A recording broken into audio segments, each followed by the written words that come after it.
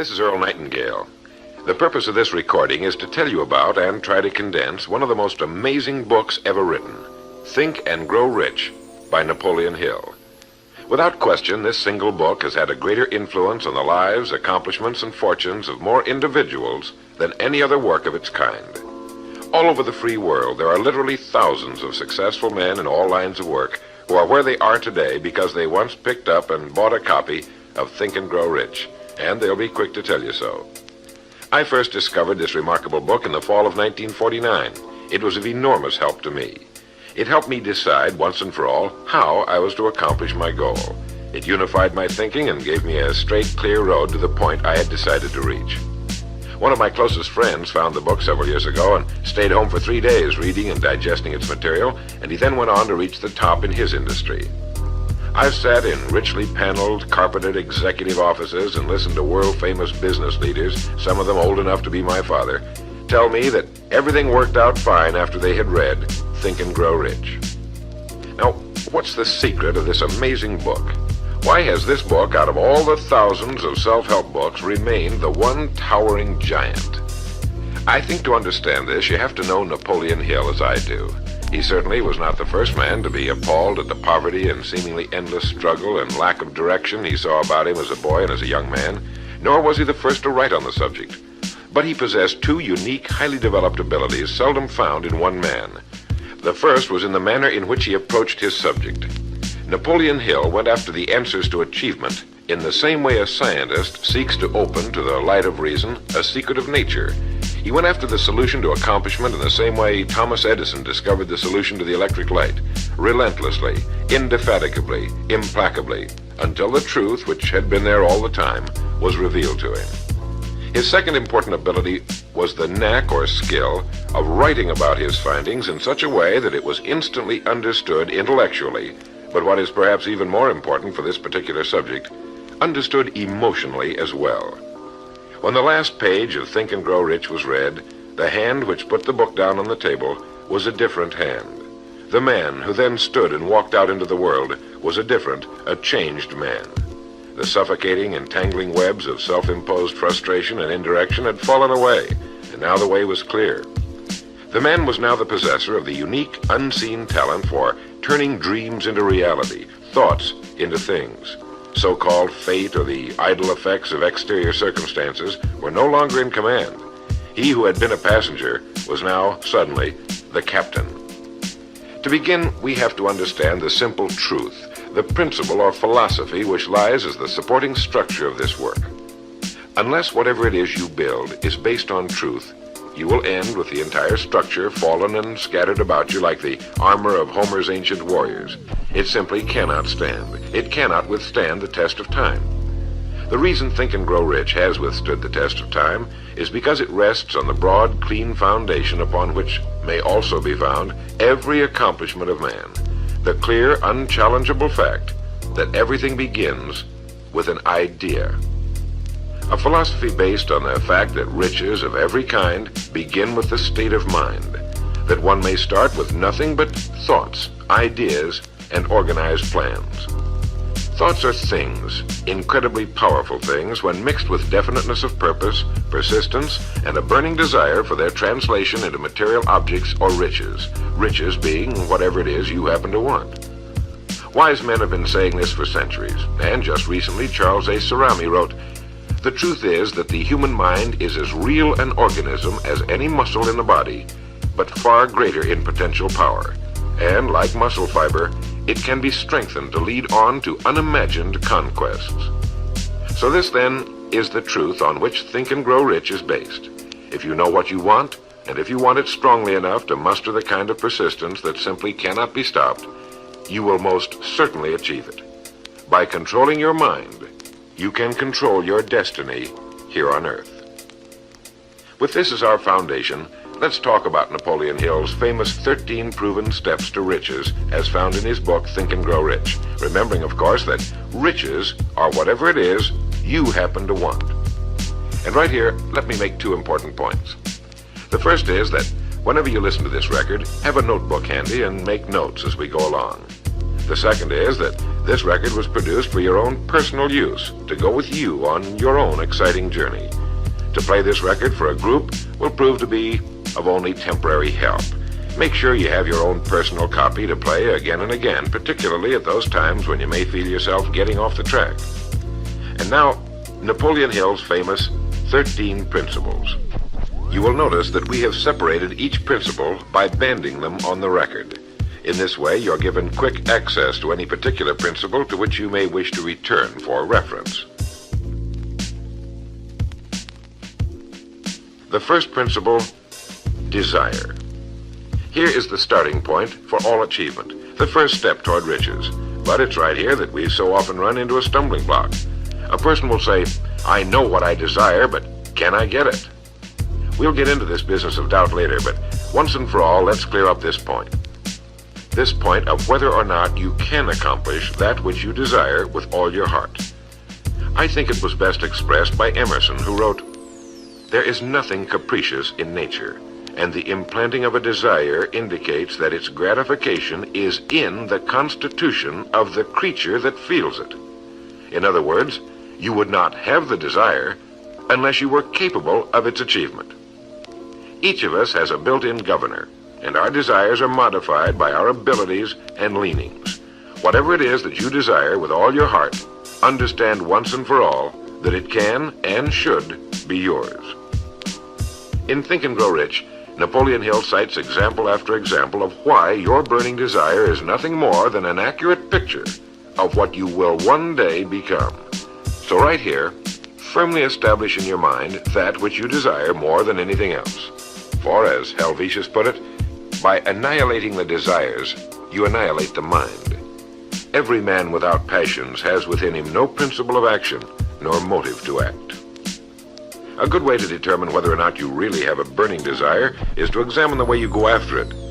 If you go after that which you think you desire tentatively, timidly, in an attempt to play it safe, you don't have a burning desire at all.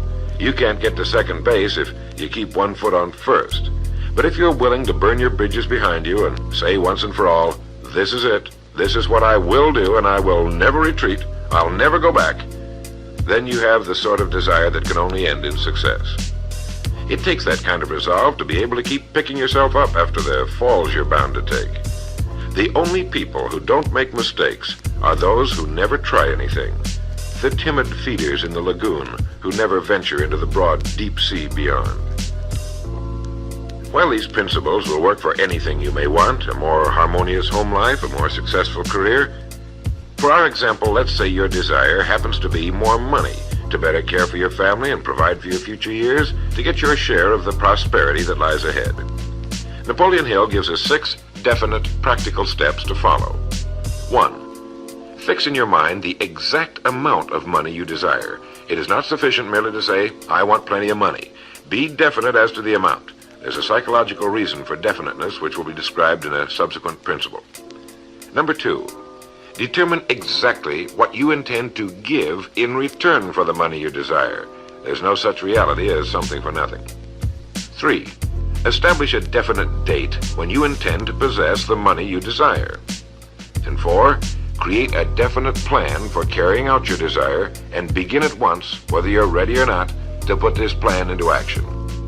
5, write out a clear, concise statement of the amount of money you intend to acquire, name the time limit for its acquisition, state what you intend to give in return for the money, and describe clearly the plan through which you intend to accumulate it. 6, read your written statement aloud twice daily, once just before retiring at night and once after arising in the morning. As you read, see and feel and believe yourself already in possession of the money, or whatever your goal happens to be. It's important that you follow these instructions to the letter. Play this part of the record over until you have it down to your satisfaction, for this is by far the most important of the 13 principles, and this chapter of the book ends with these words. Through some strange and powerful principle of mental chemistry, which she has never divulged, nature wraps up in the impulse of strong desire that something which recognizes no such word as impossible and accepts no such reality as failure.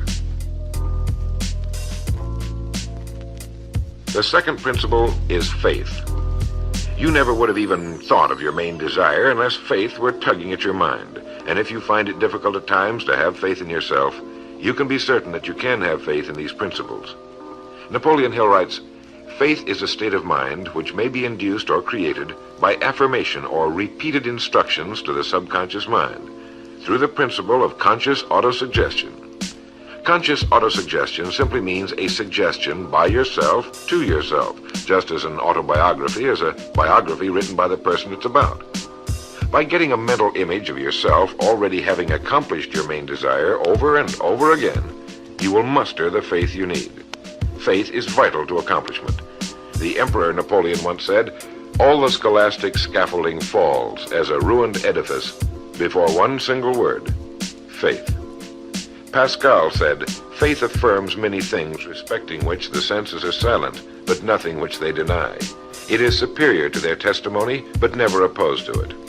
Goethe said, "Epochs of faith are epochs of fruitfulness, but epochs of unbelief, however glittering, are barren of all permanent good." And as Schlegel put it, "In actual life, every great enterprise begins with and takes its first forward step in faith."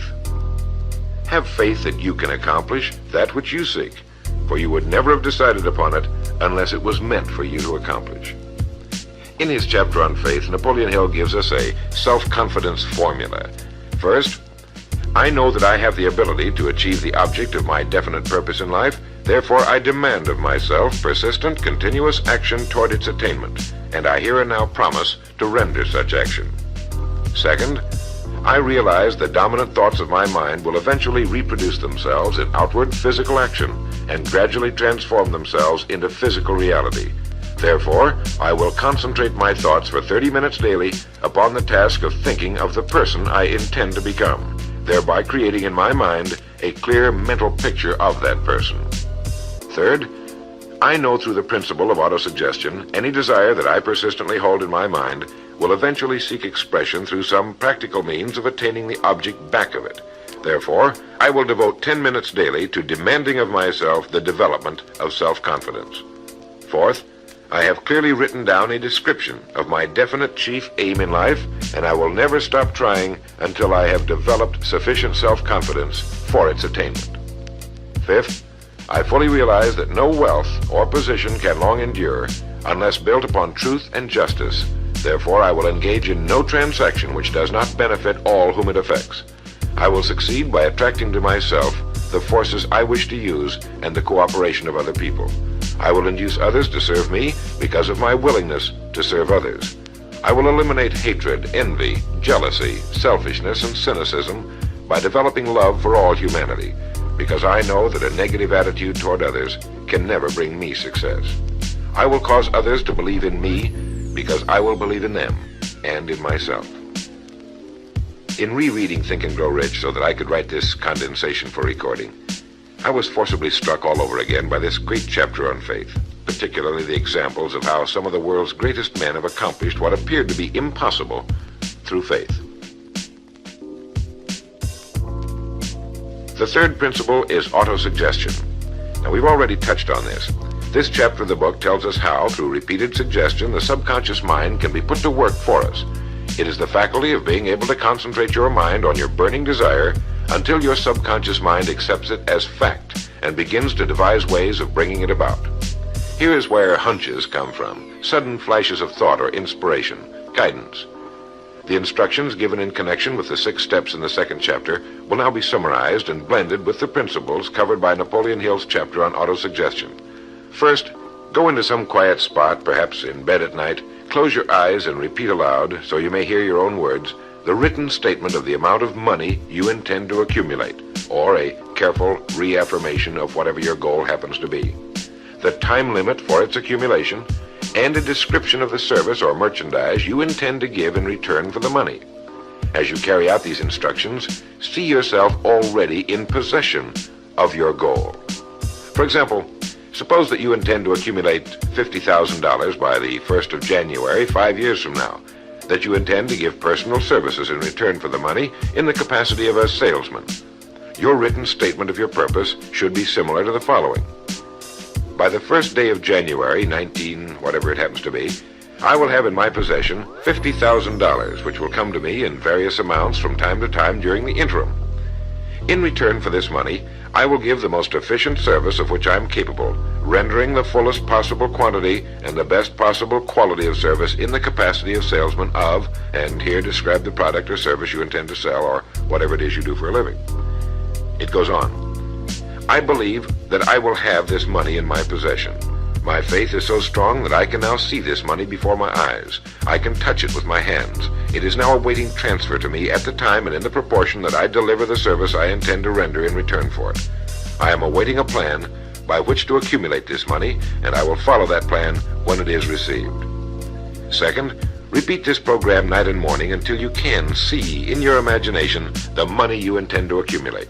Third, place a written copy of your statement where you can see it night and morning and read it just before retiring and upon arising until it's been memorized. As you carry out these instructions, you are applying the principle of auto-suggestion. The fourth principle is specialized knowledge.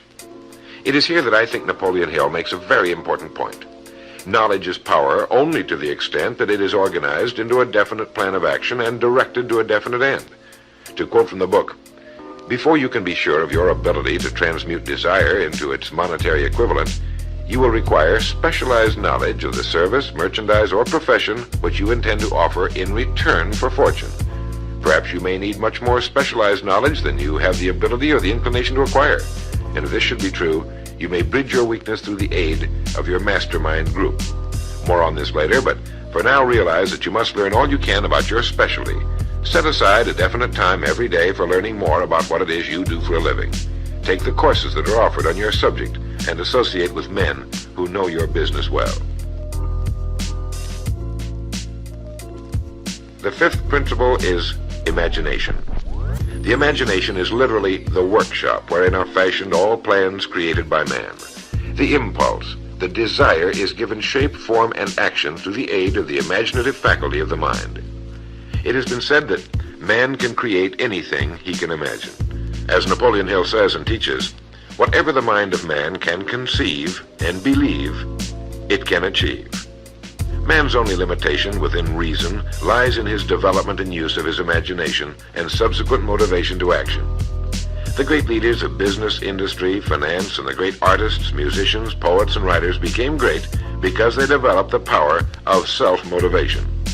Incidentally, one of the best books ever put together on this subject, if not the greatest, is Success Through Positive Mental Attitude by Napoleon Hill and W. Clement Stone. I suggest you get a copy from your bookstore at your earliest convenience. If your bookstore happens to be out of the book, you may obtain a copy by writing to the address on the label of this record. As you go about your daily work, think constantly of ways in which it could be done better, more efficiently. Think of the changes that are inevitable. Can they be made now? And if you feel limited, remember the words of the late Frank Lloyd Wright. He said, "The human race built most nobly when limitations were greatest, and therefore when most was required of imagination in order to build it all. Limitations seem to have always been the best friends of architecture." As you build your future from this point onward, don't concern yourself with limitations, but remember that they may be your best friends, since they require imagination if we're to rise above them. And as Beecher said, the soul without imagination is what an observatory would be without a telescope. Now, if you'll turn this record over, we'll get to the sixth principle. The sixth principle is organized planning. You have decided on your desire, your goal. Now let's organize the plan for its accomplishment right on schedule. Let me quote again from Think and Grow Rich. "You have learned that everything man creates or acquires begins in the form of desire. The desire is taken on the first lap of its journey from the abstract to the concrete in the workshop of the imagination, where plans for its transition are created and organized. Earlier, you were instructed to take 6 definite practical steps as your first move in translating the desire for whatever you want into its physical equivalent. One of these steps is the formation of a definite practical plan or plans through which this transformation may be made. 1. Ally yourself with one or more persons, a group of as many people as you may need for the creation and carrying out of your plan or plans for the accumulation of the money you've established as your goal. Making use of the mastermind principle. This is important. 2. Before forming your mastermind alliance, decide what advantages and benefits you may offer the individual members of your group in return for their cooperation. No one will work indefinitely without some form of compensation, although this may not always be in the form of money. 3. Arrange to meet with the members of your mastermind group at least twice a week, and more often if possible, until you have jointly perfected the necessary plan or plans for the accomplishment of your goal. 4. Maintain perfect harmony between yourself and every member of your mastermind group. Keep in mind these facts. First, you're engaged in an undertaking of major importance to you. To be sure of success, you must have plans which are faultless. Second, you must have the advantage of the experience, education, native ability, and imagination of other minds. This is in harmony with the methods followed by every person who has risen above the average. Work at this until you have a well-executed, formal plan for reaching your objective. In this way, you're never confused or wondering what you should do next. Every morning you know exactly what you're going to do and why.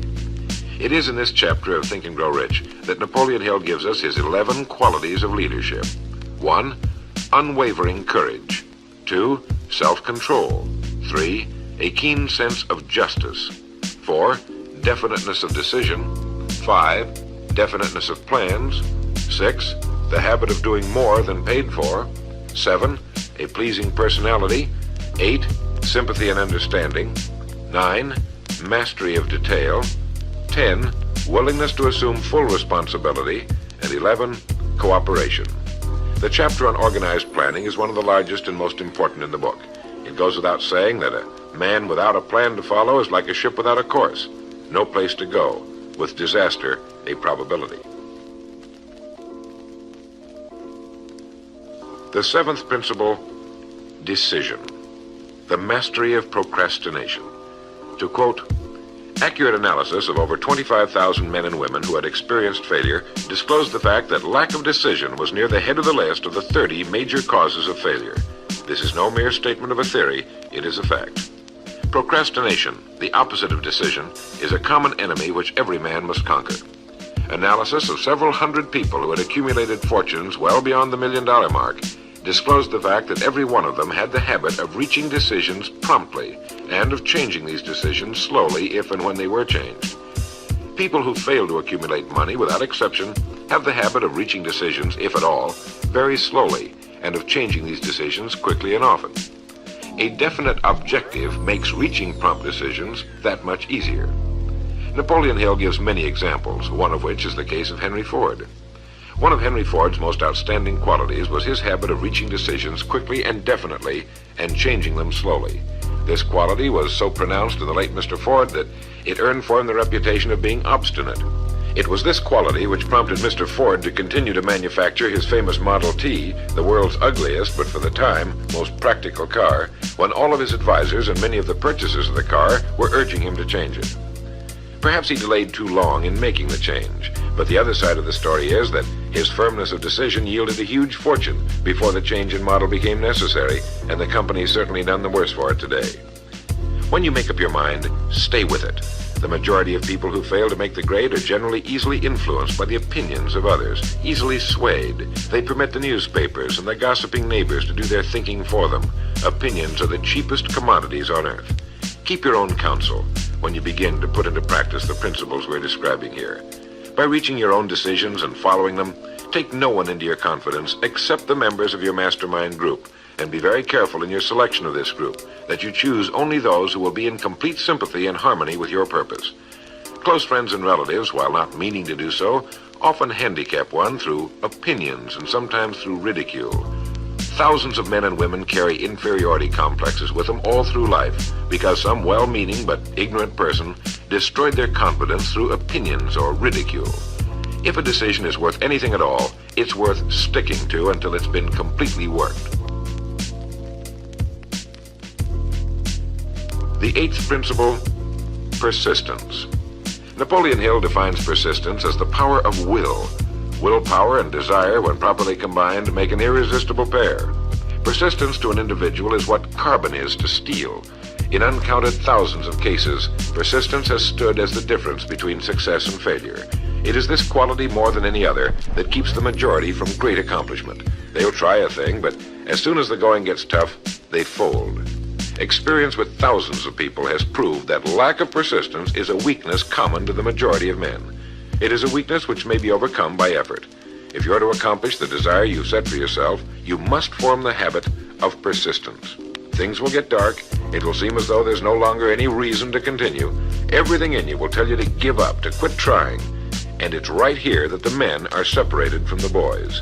It's right here that if you'll go that extra mile and keep going, that the skies will clear, and you'll begin to see the first signs of the abundance that is to be yours because you had the courage to persist. With persistence will come success. Persistence is a state of mind. Therefore, it can be cultivated. Like all states of mind, persistence is based upon definite causes, among them these. 1, definiteness of purpose, knowing what you want. 2, desire. 3, self-reliance. 4, definiteness of plans. 5, accurate knowledge, knowing that your plan is sound. 6, cooperation. Sympathy, understanding, and harmonious cooperation with others tend to develop persistence. 7, willpower. 8, habit. Persistence is the direct result of habit. The 9th principle, power of the mastermind. It is in this section that Napoleon Hill describes the importance of forming a group of individuals sympathetic to your desire. They may be individuals with similar plans. A mastermind group can be made up of 2 or more individuals. No 2 minds ever come together without thereby creating a third invisible, intangible force, which may be likened to a third mind. You may have noticed many times that by discussing something with another individual, you suddenly get good ideas as a result of this association. Ideas you would not have gotten without this association. The same thing happens to the other person. A lot of good ideas have been born in individual minds as a result of having met in committee. Associating with your mastermind group is not meant as a means of letting others do your thinking for you. Far from it. It is to stimulate your own thinking through the association with other minds. No one knows everything. The more sympathetic minds you get together, and by sympathetic I mean working for a common purpose, the more related information is going to be available, and great ideas are a combination of related information. So pick the member or members of your mastermind group with care. Make sure they're people you respect and who are hardworking and conscientious. You'll have a lot of fun, and you'll all reach your goals just that much sooner. The 10th principle could be called enthusiasm. That is, the enthusiasm that comes from the channeling of all bodily drives into positive, worthwhile outlets. It is in this chapter that Napoleon Hill describes the importance of the woman, the one and only woman, in the achievement of a worthwhile goal. It seemed quite significant to Mr. Hill that practically every great leader was a man whose achievements were largely inspired by a woman. When things get tough, and you can count on it, they will, you may be deserted by what you thought were friends. But if you've got a good woman, you'll never be alone. She'll be willing to start over again if necessary, and she'll give you the new enthusiasm that comes through her faith in you. Having someone to love is having someone to share your success and accomplishments, to give you the praise that all of us need from time to time. A man can become successful without a wife and family, but all the real joy is taken out of it. Take care of your wife and children as your greatest possessions. The 11th principle has to do with the subconscious mind. The subconscious mind consists of a field of consciousness in which every impulse of thought that reaches the objective mind through any of the 5 senses is classified and recorded, and from which thoughts may be recalled or withdrawn as letters may be taken from a filing cabinet. It receives and files sense impressions or thoughts, regardless of their nature. You may voluntarily plant in your subconscious mind any plan, thought, or purpose which you desire to translate into its physical or monetary equivalent.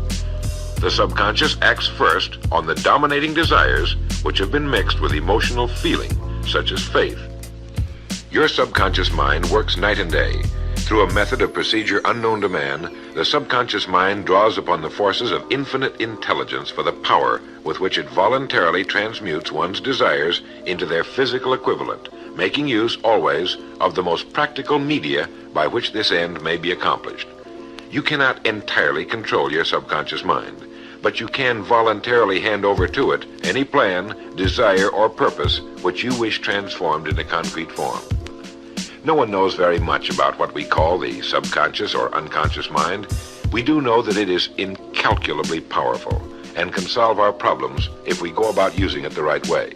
And the best way is to hold in your conscious mind as often as possible a clear picture of yourself already having accomplished your goal. You know what you want, define it clearly, and then project it on the motion picture screen of your mind. Hold it. See yourself doing the things and having the things you'll have when your objective will have been reached. Do this as often as possible as you go about your daily work, and particularly at night, just before you go to sleep, and the first thing upon arising. As you do this, your subconscious will begin to lead you in the most logical ways toward your objective. Don't fight it. Follow your sudden hunches, the ideas that come into your mind, knowing that it's your subconscious trying to get through to your conscious mind. If you'll keep at this, you'll be amazed and delighted by the wonderful ideas that just seem to come from nowhere. In the next principle, we'll talk some more about this sixth sense that seems to control the lives of the great men and women, but it comes from a systematic triggering of the subconscious mind. The lives of the great men and women, which seem miraculous to the average person, are nothing more than the fulfillment of their burning desires through the power of their subconscious minds. Time means nothing to your subconscious. A man could work steadily at his job for 40 years and not accomplish as much as is possible in 3 or 4 years through the proper working of this principle. Your subconscious mind cannot remain idle. If you fail to plant desires in your subconscious mind, it will feed upon the thoughts which reach it as a result of your neglect. Remember that you're living daily in the midst of all manner of thought impulses which are reaching your subconscious mind without your knowledge. Some of these impulses are negative, some are positive. You are now engaged in trying to help shut off the flow of negative impulses and to aid in voluntarily influencing your subconscious mind through positive impulses of desire. When you achieve this, you will possess the key which unlocks the door to your subconscious mind. Bulwer wrote, "The man who succeeds above his fellows is the one who, early in life, clearly discerns his object, and toward that object habitually directs his powers. Even genius itself is but fine observation strengthened by fixity of purpose. Every man who observes vigilantly and resolves steadfastly grows unconsciously into genius." The key word there is unconsciously. Know what you want. Decide once and for all that it will be yours. Remain steadfast on course, propelled by faith, and your subconscious or unconscious mind will do the rest. The 12th principle, as outlined in Think and Grow Rich by Napoleon Hill, has to do with the brain. If you had access to all the wealth in the world and took a penny, you would be doing exactly what you very probably have been doing in the use of your brain. Nothing in the world is more pitiful than the misunderstanding by the average person of the power of his brain and the minds to which it is connected, the conscious and the subconscious. You own in your brain the most marvelous, miraculous, inconceivably powerful force the world has ever known. Take, for example, the fact that the number of lines which connect the brain cells with one another equal the figure 1 followed by 15 million ciphers. It has been determined that there are from 10 to 14 billion cells in the average human cerebral cortex. It is inconceivable that such a network of intricate machinery should be in existence for the sole purpose of carrying on the physical functions incidental to growth and maintenance of the physical body. This is the mechanism that has given us the supersonic airplane, our deep rocket probes into outer space, the sciences, the arts, all that we know and use today and will use tomorrow, have hatched from this small gray mass each of us carries around. Can you doubt, even for a moment, that it can bring you and yours everything you want here on Earth? Of course it can. If you will recognize your power as an individual and stop acting like those who have never even thought about it. Give it the job you've decided to accomplish and watch it handle it. The 13th and final principle is called the sixth sense. The sixth sense can be described as the sense through which infinite intelligence may and will communicate voluntarily without any effort from or demands by the individual. This principle is the apex of the philosophy. It can be assimilated, understood, and applied only by first mastering the other 12 principles. The sixth sense is that portion of the subconscious mind which has been referred to as the creative imagination. It has also been referred to as the receiving set, through which ideas, plans, and thoughts flash into the mind. The flashes are sometimes called hunches or inspirations. The sixth sense defies description. It cannot be described to a person who has not mastered the other principles of this philosophy, because such a person has no knowledge and no experience with which the sixth sense may be compared. The sixth sense is not something that one can take off and put on at will. Ability to use this great power comes slowly through application of the other principles we've outlined. Many individuals come into a workable knowledge of the sixth sense even before the age of 40, but more often the knowledge is not available until one is well past 50, and this for the reason that the spiritual forces with which the sixth sense is so closely related do not mature and become usable generally except through years of meditation, self-examination, and serious thought. But begin to develop it now by applying the principles we've talked about here. Remember this: man can create nothing which he does not first conceive in the form of an impulse of thought. Man's thought impulses begin immediately to translate themselves into their physical equivalent, whether those thoughts are voluntary or involuntary. Keep fear out of your mind by concentrating on the mental picture of your goal, your greatest desire. Now, I want to mention that Think and Grow Rich as a book carries more endorsements by great men who knew of its truth than any other book of its kind ever written. I'll touch on only a few. All of these great men actually endorsed Napoleon Hill's principles. Former President of the United States William Howard Taft. F.W. Woolworth wrote that he had built his great chain of stores by applying many of these principles. Robert Dollar, who built the great Dollar steamship line, wrote, "If I had had this philosophy 50 years ago, I suppose I could have accomplished all that I've done in less than half the time. I sincerely hope the world will discover and reward you." Samuel Gompers wrote that the mastery of these principles is the equivalent of an insurance policy against failure. President Woodrow Wilson. John Wanamaker, the merchant prince, wrote, "I know that your fundamentals are sound because I've been applying them in my business for more than 30 years. George Eastman, the world's largest maker of cameras, Thomas Edison, Luther Burbank, Theodore Roosevelt, E.M. Statler, John D. Rockefeller. I think you know that the endorsements of these great men could not have been bought with all the money in the world. What we have been talking about here can change your life, can bring you anything and everything worthwhile you want in life for yourself and your family. Cut yourself away from the average, from the mediocre, and chart your course on the dream in your heart. These 13 principles will never let you down, as long as you use them. And now, it is with great pleasure that I give you the author himself, Napoleon Hill. Thank you, Earl Nightingale. The message which you who are listening have just heard has brought you within 3 short steps of the supreme secret of success. The same secret which has brought happiness, peace of mind, and financial success to countless thousands of people who have read Think and Grow Rich. The same secret which has made master salesmen out of ordinary order takers. And the same secret which has brought friendship, love, and marriage to men and women who have come under the spell of the 13 principles which Earl Nightingale has just described. You desire the better things of life, or you wouldn't be listening to this record. Come with me then, and I will help you chart your course so you may acquire whatever it is that you desire most in life by following these instructions. 1. Condition your own subconscious mind to work for you while you sleep as well as when you are awake. You can do this by playing this record to yourself every night just before you retire. Then, before you go to sleep, after hearing the record, write out a clear statement of what you wish to accomplish the following day, and request your subconscious mind to work during the night and provide you with the plan you will need to achieve your purpose. 2. Form a personal mastermind group of 2 or more people who are closely associated with you.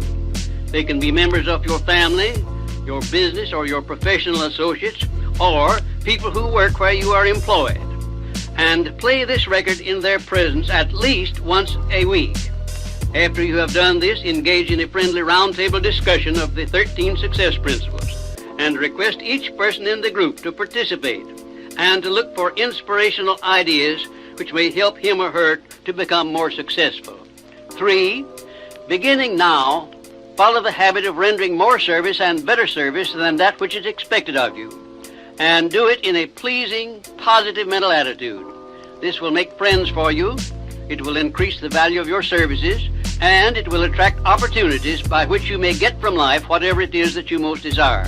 Follow these instructions to the letter, and you will surely see the day when you can express a prayer of gratitude for having had the privilege of hearing and acting on the message which Earl Nightingale has given you through this record. And now, may I reach out across the space and the time which separate us and offer you a hand of friendship and a sincere prayer that you will be blessed with a richer and a fuller life because of this message. Your big opportunity may be right where you are now. Follow these instructions faithfully, and it will reveal itself to you. This is Napoleon Hill saying, don't search for opportunity in the distance, but recognize it and embrace it right where you are.